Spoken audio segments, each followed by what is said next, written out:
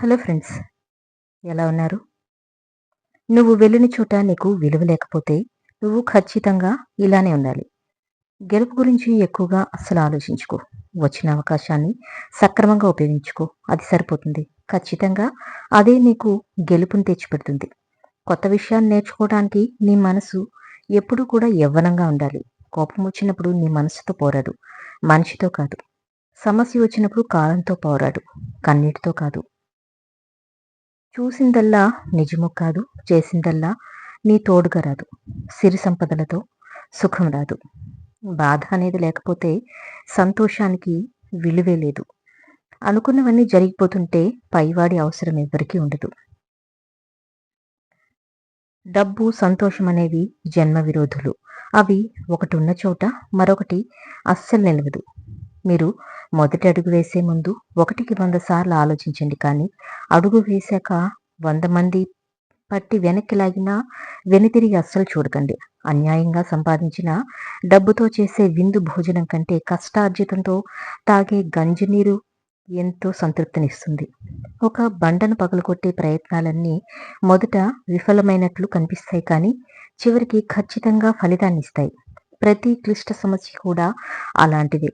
నువ్వు విజేతగా నిలబడాలి అంటే ఎవరినో ఓడించడం కాదు, మిమ్మల్ని మీరు గెలవాలి. మనిషి చనిపోతే 10 మందికి తెలుస్తుంది, కానీ అతను మనసు చనిపోతే ఎవ్వరికీ తెలియదు. ఎంత విచిత్రమో!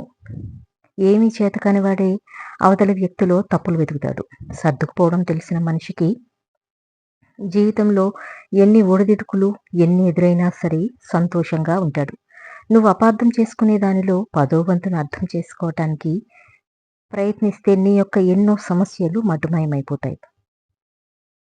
డబ్బు విలువ తెలుసుకుంటే సరిపోదు. దాన్ని సంపాదించడం కూడా నువ్వు తెలుసుకోవాలి. సాహసించడం ఆపితే సంతోషం మొదలవుతుంది. ఆశించడం ఆపితే ఆనందం మొదలవుతుంది. అవసరం ఉంటే తప్ప అనవసరమైన విషయాలకు ఎప్పుడూ వివాదం వద్దు. ఎప్పుడూ వివరణ వద్దు. ఎప్పుడూ క్షమాపణలు వద్దు. ఈ 3 లక్షణాలు సుఖమయ జీవితానికి సోపానాలు. ఇవే ఉత్తమ వ్యక్తిత్వం ఉన్న వారి యొక్క గొప్ప లక్షణాలు. మనం ముళ్ళబాట దాటితేనే కదా పూలబాట ఎదురవుతుంది. సవాళ్లను ఎదుర్కొంటేనే కదా సక్సెస్ అనేది ఎదురవుతుంది. వాగే వారితో సీక్రెట్ చెప్పకండి. వాదించే వారితో ఆర్గ్యుమెంట్ చేయకండి. తెలివైన వారితో పోటీ పడకండి. తెగించిన వారితో అస్సలు తలపడకూడదు. ఎప్పుడూ ఒకటి గుర్తుపెట్టుకోవాలి. కరిగిపోతుంది కాలం ఒకటే కాదు, దాంతోపాటు జీవితం కూడా. జాగ్రత్తగా ఆలోచించి మాట్లాడే మాటల్లో అబద్ధాలుంటాయేమో కానీ ఆవేశంలో మాట్లాడే మాటల్లో నిజాలు మాత్రమే ఉంటాయి. జీవితంలో ఏదైనా సాధించాలి అనుకునే మనిషి ముందుగా తనలోని బలాలను బలహీనతలను బేరీజు వేసుకొని నిర్ణయం తీసుకోవాలి. నీ కోపం కొన్నిసార్లు నీ శత్రువులకి బలమవుతుంది. నీ కోపం కూడా నీ బలమయ్యేటట్లు నీ ఆలోచనలుండాలి. పందెంలో దిగే ముందు పోటీలో ఎవరెవరు ఉన్నారో దానికి సంబంధించిన బలాలు బలహీనతల గురించి ఆలోచించు. పందెంలో దిగాక నీ దృష్టి అంతా గెలుపు మీద మాత్రమే ఉండాలి. దృఢమైన వ్యక్తిత్వం కలవారు దిక్కుతోచిన పరిస్థితుల్లో కూడా తన లైఫ్ మీద బలమైన దృష్టిని నిలుపుకొని కష్టాలను అధిగమిస్తారు. నువ్వు ఒకరి సంతోషాన్ని దూరం చేసి సంతోషపడుతున్నావేమో. వాళ్ళు పడిన బాధని నువ్వు కూడా అనుభవించడానికి సిద్ధంగా ఉండు. ఎవరైతే ఒత్తిడిని తట్టుకోలేరో వాళ్ళు బొగ్గులా మిగిలిపోతారు. తట్టుకొని నిలబడిన వాళ్ళంతా వజ్రంలా వెలిగిపోతారు. మిమ్మల్ని కష్టాలు చుట్టుముట్టినప్పుడు మాత్రమే మీ చుట్టూ ఉన్న వారి గుణగణాలను మీరు గ్రహించగలరు. పలకరింపులు లేకపోయినట్లయితే ఎంతటి గొప్ప బంధమైన క్రమంగా దూరమవుతుంది. మాట్లాడాలి అనుకునే వాళ్ళకి సమయం దొరుకుతుంది. వద్దు అనుకునే వాళ్ళకి సాకు దొరుకుతుంది. నిజమే కదా? పాపపుణ్యాలు మనిషి ఆధీనంలో ఉంటాయి. నీకు నచ్చింది చేసే అధికారం నీకున్న వాటి ఫలితాలను నీకు ప్రతిఫలంగా ఇచ్చేది మాత్రం ఆ భగవంతుడే. లక్ష్యం లేని జీవితం చుక్కాని లేని నావలాంటిది. లక్ష్యాన్ని చేరే క్రమంలో తప్పులు దొర్లుతున్నాయని బాధపడకు. లక్ష్యం ఉన్నవారు ఒక్క తప్పు చేస్తే ఏ లక్ష్యం లేని వాళ్ళు 100 తప్పులు చేస్తారు. నువ్వంటే విలువ లేని వాళ్ళ దగ్గరికి వెళ్ళి పదే పదే అవమానపడే బదులు కొన్ని బంధాలను వదిలించుకోవడమే మంచిది. నీకు నవ్వడం నవ్వించడం అలవాటైతే జీవితంలో ఎలాంటి ఒడిదుడుకులు ఉండవు. అందుకే నవ్వుతూ నీ రోజుని ప్రారంభించు. నువ్వు ఆకలితో ఉన్నా ఒక్క జీవికైనా కడుపు నింపి చూడు. ఆ రోజు నీ మనసుకి ఎంత తృప్తిగా ఉంటుందో.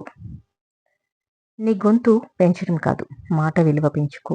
వర్షపు చినుకులకే తప్ప ఉరుములకి పంటలు పండవు. జీవితం ఎవరికీ పూలపాన్పు కాదు. కష్టాలు, సుఖాలు వస్తుంటాయి, పోతుంటాయి. అన్నింటినీ చిరునవ్వుతో ఆస్వాదించు. అప్పుడే కదా విజయం నిన్ను వరిస్తుంది. మన మనసుకి ఆశ ఎక్కువ. నచ్చిన ప్రతిదీ కావాలంటుంది. కాలానికి క్లారిటీ ఎక్కువ. ఎవరికి ఏది ఇవ్వాలో అదే ఇస్తుంది. నీ పని నువ్వు రేపటికి వాయిదా వేయకు. ఎందుకంటే రేపు మరో పని నీ ఇంటి ముందు ఎదురు చూస్తూ ఉంటుంది. నీ ప్రమేయం లేకుండా నిన్ను ఎవరూ నాశనం చేయలేరు. అది తెలుసుకుంటే నువ్వు ఒకరిని నిందించే అవసరం ఎప్పుడూ రాదు. ఎదుటివారికి విసుగు పుట్టించే కన్నా నువ్వు మంచిగా క్లుప్తంగా ఉండడమే మంచిది. నువ్వు వెళ్ళిన చోట మర్యాద ఇవ్వలేననటం తప్పెందుకంటే మర్యాద లేని చోటికి వెళ్ళడం అది నీ తప్పే. ఎప్పుడు కూడా నువ్వు పొరపాటును కూడా అలాంటి చోటికి వెళ్ళకు. వీరుడు అపజయాలను చూసి కృంగిపోడు. విజయం సాధించే వరకు పోరాటం చేస్తూనే ఉంటాడు. గతం లేని వాళ్ళు, గాయం కాని వాళ్ళు ఈ సమాజంలో ఎవ్వరూ లేరు. దానిలో మీరు కొత్త కాదు, నేను పాత కాదు. నిజమేనా? ప్రపంచంలో మీకు వేరే శత్రువులు కానీ మిత్రులు కానీ ఉండరు. మీ నడవడికే మీకు మిత్రులను కానీ శత్రువులను కానీ సంపాదించి పెడుతుంది. కాస్త ఓపిక పట్టు, అన్నీ తేలుతాయి. పుట్టుక నుంచి మరణం వరకు సాగే పయనంలో నిన్ను నమ్ముకున్న వాళ్ళ కోసం బాధ్యతతో బ్రతకడమే విజయం అంటే. జీవితం ఎప్పుడూ ఒకేలా ఉంటే బోరు కొడుతుంది కదా. అందుకే సమస్యలు, సవాళ్ళు, మలుపులు, సమస్యలు అన్నీ వస్తుంటాయి. నీకు గౌరవం పెరిగిందని గతం మర్చిపోకు. అవసరం తీరిందని అయిన వాళ్ళని మర్చిపోకు. జాగ్రత్తగా ఉండు. నువ్వు నీడను చూసి భయపడితే భయపడకు. ఎందుకంటే దగ్గరలో వెలుతురుంటేనే కదా నీకు నీడ పడుతుంది. గోర్లు పెరిగినప్పుడు గోలను కత్తిరిస్తాం కానీ వేలను కత్తిరించం కదా. అలానే మనస్పర్ధలు వచ్చినప్పుడు కోపతాపాలను కత్తిరించాలని కానీ బంధాలను, బంధుత్వాలను కాదు. నీ సంపద శాశ్వతం కాదు, జీవితము శాశ్వతం కాదు. శాశ్వతంగా నిలిచేది ఒకే ఒక్కటి, అది నీ మంచితనం. నాన్న మాటల్లోని గొప్పతనం నీకు అర్థమయ్యేసరికి నీ మాటలు తప్పుపట్టే కొడుకులు సిద్ధంగా ఉంటారని గుర్తుంచుకో. పట్టుపరుగులపై పడుకొని కూడా నిద్రరాగా అవస్థలు పడే ధనవంతుల కన్నా కటిక నేలపై పడుకుని గాఢ నిద్రపోయే పేదవాడే క్షమాపణ కోరితే తప్పు చేసినట్టు కాదు, రిలేషన్కి ఎక్కువ విలువ ఇస్తున్నట్టు. వారి అవసరం మనకు ఉందని తెలిసినా వదిలేసి వెళ్ళిన వాళ్ళని, మన అవసరాన్ని తెలుసుకొని అడగకుండానే సహాయం చేసిన వాళ్ళని ఎప్పటికీ మర్చిపోకూడదు. మనుషుల స్వభావం రెండు రకాలు. అవసరమైనప్పుడు తేనెలా తీయగా మాట్లాడతారు, అవసరం తీరాక తేలులా కుట్టినట్లు మాట్లాడతారు. జాగ్రత్తగా ఉండు. కొంచెం నువ్వు ఏమరపాటుగా ఉన్నావా అమాంతం నిన్ను మింగేస్తారు. నువ్వు ఎంత జాగ్రత్తగా ఉంటే నువ్వంత సంతోషంగా ఉండగలవు. గెలిచిన వాళ్ళని ఎప్పుడూ ఆదర్శంగా తీసుకోండి, ఓడిన వాళ్ళను అనుభవంగా తీసుకోండి. అప్పుడే జీవితంలో ఏదైనా సరే సాధించగలరు. పదవిలో ఉన్నప్పుడు పనికి మాలినవాడు కూడా గాలిపటంలా ఎగురుతాడు. దారం తెగితే కానీ అర్థం కాదు నా ఆధారం భూమిపైనే ఉంది అని. ఏ కారణం లేకుండా ఏ కష్టమూ రాదు, ఏ సంతోషమో నిన్ను చేరదు. ఎందుకంటే కష్టమైనా సంతోషమైనా ఎప్పుడూ కూడా మనిషి మంచి కోసమే వస్తాయని గుర్తుంచుకో. జీవితంలో ఏది సాధించాలన్నా ముందు ఓపికగా ఉండడం అవసరం. అలా ఉంటేనే కదా విజయాలనేవి మనల్ని చేరుతాయి.